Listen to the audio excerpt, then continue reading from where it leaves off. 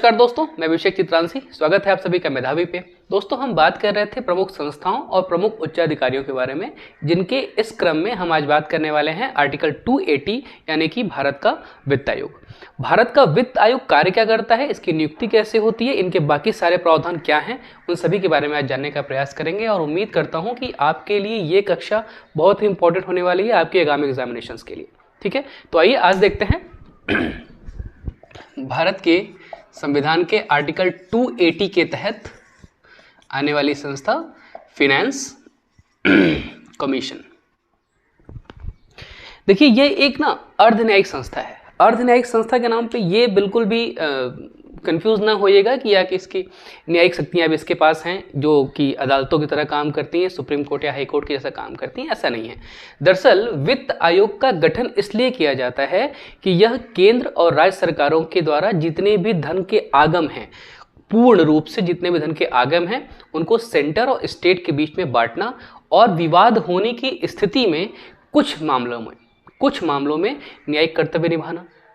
तो इस मामले में, इस खास मामले में ही इसकी जो नेचर है वो न्यायिक प्रवृत्ति की है, जबकि यह अदालतों जैसा कोई निर्णय नहीं करती है। तो आइए देखिए इसके गठन के बारे में बात करते ही सबसे पहले ये ध्यान रखने वाली बात है कि भारत के प्रेसिडेंट के द्वारा इसकी नियुक्ति होगी प्रति 5 वर्षों पे। हर 5 वर्ष पे इसकी जो गठन होगी भारत के वित्त आयोग की, वह भारत के राष्ट्रपति करेंगे 5 वर्षों के लिए, या इससे पहले भी कर सकते हैं आवश्यकता अनुसार। इसका मतलब यह है कि अगर 5 वर्षों के लिए, आज 2022 में अगर राष्ट्रपति भारत के 5 वर्षों के लिए नया वित्त आयोग का गठन कर रहे हैं, अगर किसी कारणवश उन्हें ऐसा लगता है कि नहीं, यह 5 वर्ष तक नहीं बल्कि इसके पहले ही इसका टेन्योर समाप्त करके एक नए आयोग का गठन करना चाहिए, दूसरे आयोग का गठन करना चाहिए, तो ऐसा कर सकते हैं। यह पूरी शक्ति किसके पास है? भारत के राष्ट्रपति के पास। इसका गठन प्रेसिडेंट के द्वारा। इसका मतलब है कि इनकी कार्य अवधि भी किसके द्वारा गठित होगी? प्रेसिडेंट के द्वारा। प्रेसिडेंट इन्हें गठन करेंगे और मैंने आपको बताया कि यह एक न्यायिक या सेमी जुडिशियल बॉडी है। सेमी जुडिशियल बॉडी है। कभी कभी कुछ मामलों पे विवाद की स्थिति में अपने निर्णायक भूमिका में आते हैं। 5 वर्षों के लिए राष्ट्रपति इसका गठन करते हैं, चाहे तो इसके पहले इसे डिसॉल्व भी कर सकते हैं। यह 1+4 नेचर की संस्था होगी। 1 वित्त आयोग का अध्यक्ष और 4 वित्त आयोग के सदस्य। इनके सदस्यों के लिए क्या नियम है वो ज़्यादा महत्वपूर्ण है। दरअसल सदस्य कौन होने चाहिए इनके? एक तो वो होंगे जो लेखा परीक्षण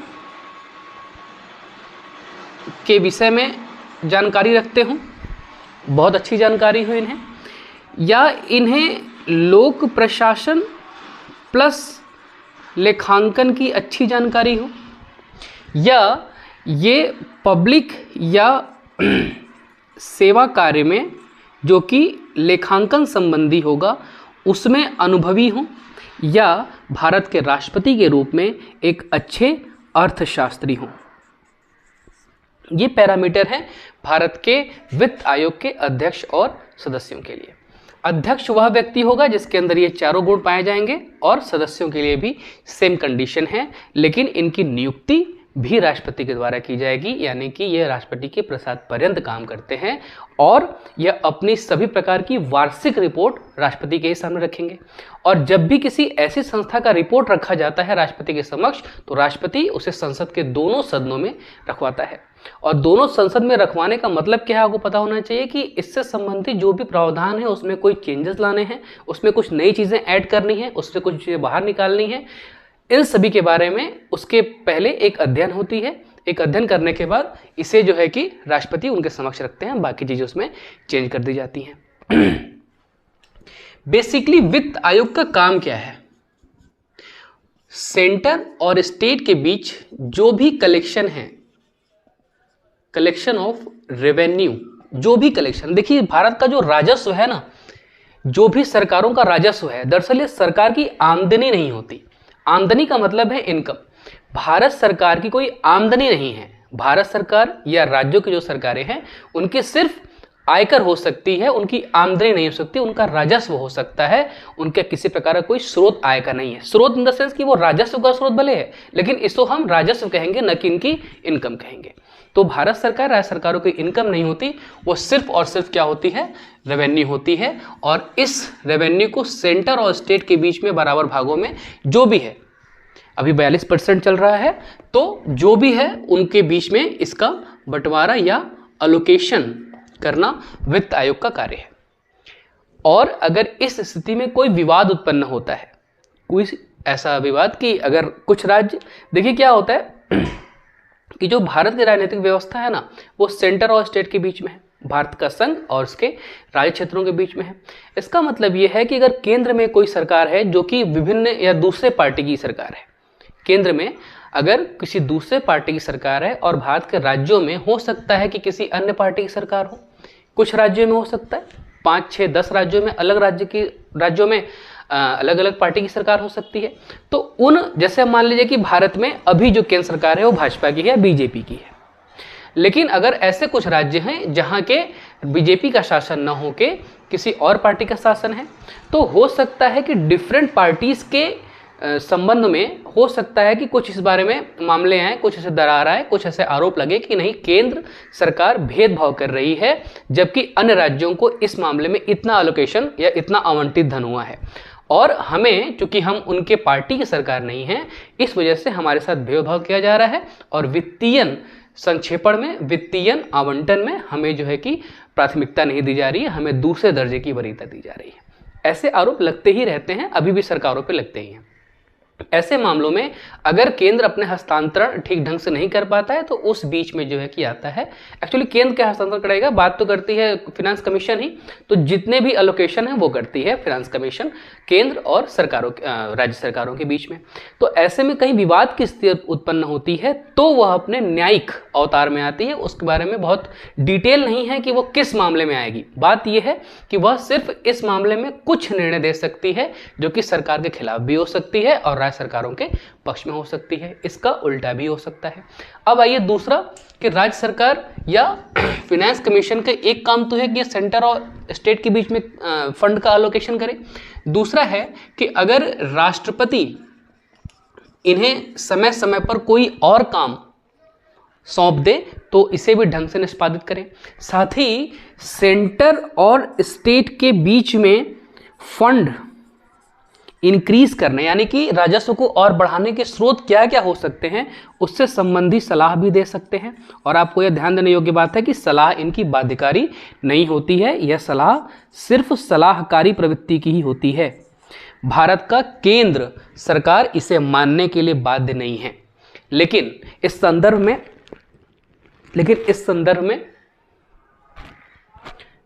में भारत के चौथे वित्त आयोग के अध्यक्ष रहे मन्नार साहब,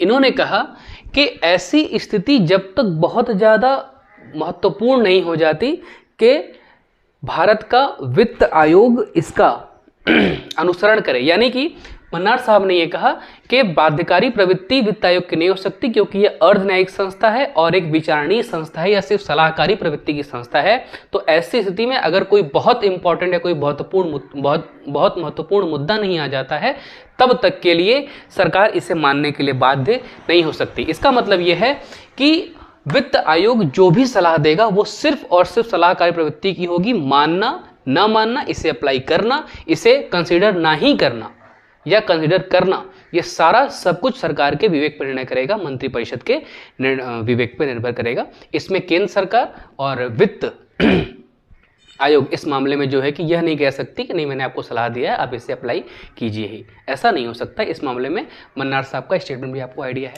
इस संदर्भ में एक और चीज़ है कि वित्त आयोग अगर किसी मामले में सलाहकारी प्रवृत्ति की भूमिका अपनाते हुए न्यायिक निर्णय पहुंचती है, तो ऐसे में भी निर्णय अंतिम रूप से भारत के राष्ट्रपति का होगा। और आपको आइडिया है कि भारत के राष्ट्रपति का जो भी निर्णय होता है वो मंत्रिपरिषद की सलाह पर होता है। इसका मतलब यह है कि वह व्यक्ति जो कि इस पद पर चुना गया है या इस पद पर नियुक्त किया गया है भारत के राष्ट्रपति के द्वारा, वो अंतिम रूप से किसके प्रति जिम्मेदार है, किसके प्रति उत्तरदायी है? भारत के राष्ट्रपति के भारत के राष्ट्रपति के लिए। और भारत के राष्ट्रपति इसके रिपोर्ट्स को कहाँ रखते हैं? लोकसभा और राज्यसभा में। इसका मतलब है कि कोई ऐसी संस्था जो कि भले ही अपने नेचर में एक सलाहकारी प्रवृत्ति की हो या अपने सेंटर एलोकेशन की बात करती हो, अपने फंड को सेंटर और स्टेट में एलोकेट करने की बात करती हो, मुख्य रूप से या अप्रत्यक्ष रूप से भी कह सकें इसे, तो यह भारत के मंत्रिपरिषद यानी कि सरकार पर डिपेंडेंट है। नाम और मुहर हो सकता है सिर्फ राष्ट्रपति का हो। यह भी है कि यह अपने आप में, मैंने बताया कि अर्धन्यायिक संस्था है, लेकिन ऐसा नहीं है कि फिनांस कमीशन के जो अध्यक्ष और सदस्य हैं सिर्फ एक कार्यकाल के लिए नहीं होते।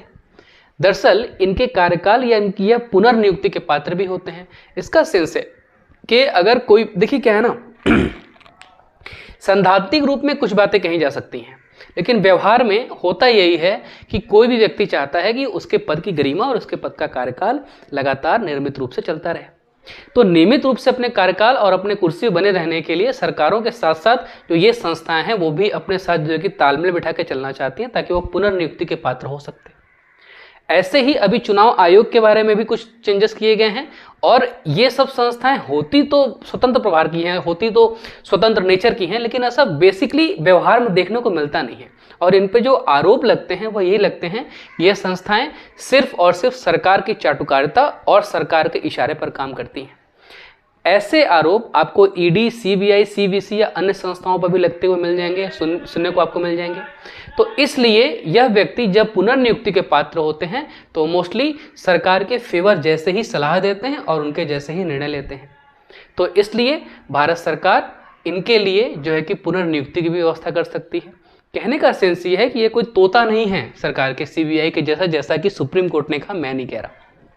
कहने का सेंस है कि फिनेंस कमीशन मुख्य रूप से सेंटर और स्टेट के बीच में फंड एलोकेशन की बात करता है और साथ ही अगर जब इसे राज्य में काम करना होगा, जब फिनेंस कमीशन राज्यों में काम करता है, दरअसल फिनेंस कमीशन राज्यों के लिए भी काम कर रहा है, तो राज्यों के फंड अलोकेट करने में जो समस्या आ रही है उसे सॉल्व करना है इसे।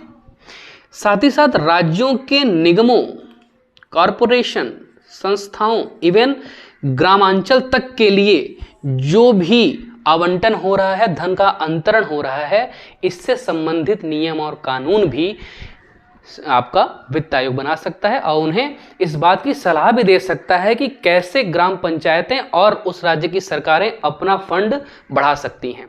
अपना फंड बढ़ाने के लिए ये अपना सलाह दे सकते हैं, यह भी मानने न मानने के लिए राज्य सरकारें बाध्य नहीं हैं। साथ ही वह सरकार को, राज्य सरकार की अगर बात करें तो राज्य सरकार को यह भी बता सकती हैं कि आपके हिस्से में जितने एलोकेशन आए हैं फंड के वो चीज़ें की जा सकी हैं। अगर राज्य इस बात के बावजूद शिकायत करते हैं कि नहीं उनको उस मामले में धन का अंतरण नहीं हुआ जितना कि उन्हें होना चाहिए, 42% दिमाग में रखिएगा, अगर नहीं होता है तो उसके लिए भी सुलह समझौते और इसका निवारण का कार्य भी कौन करेगा? भारत का वित्त आयोग।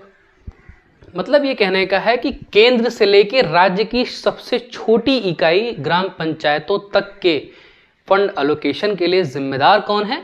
भारत का वित्त आयोग। और वित्त आयोग के अध्यक्ष और सदस्य पुनर्नियुक्ति के पात्र होते हैं और राष्ट्रपति इन्हें नियुक्त करते हैं और कभी भी चाहे तो इन्हें भंग करके नई आयोग का गठन कर सकते हैं। बेसिकली इन्हें 5 वर्षों के लिए गठन किया जाता है। ठीक है, तो ये था आपका वित्त आयोग और इसके बारे में जितना हमने जाना ये उतना बहुत पर्याप्त है जितना कि हमारे एग्जामिनेशन के लिए आने वाले हैं। साथ ही अगर आप इसे लेखन कार्य में जोड़ना चाहेंगे तो आप चाहें तो सीधे ग्रामांचल से लेके आप केंद्र तक की बातें इसमें जोड़ सकते हैं, बिल्कुल सटीक और स्पष्ट होंगे आपके लिए। तो आज के लिए इतना ही, धन्यवाद।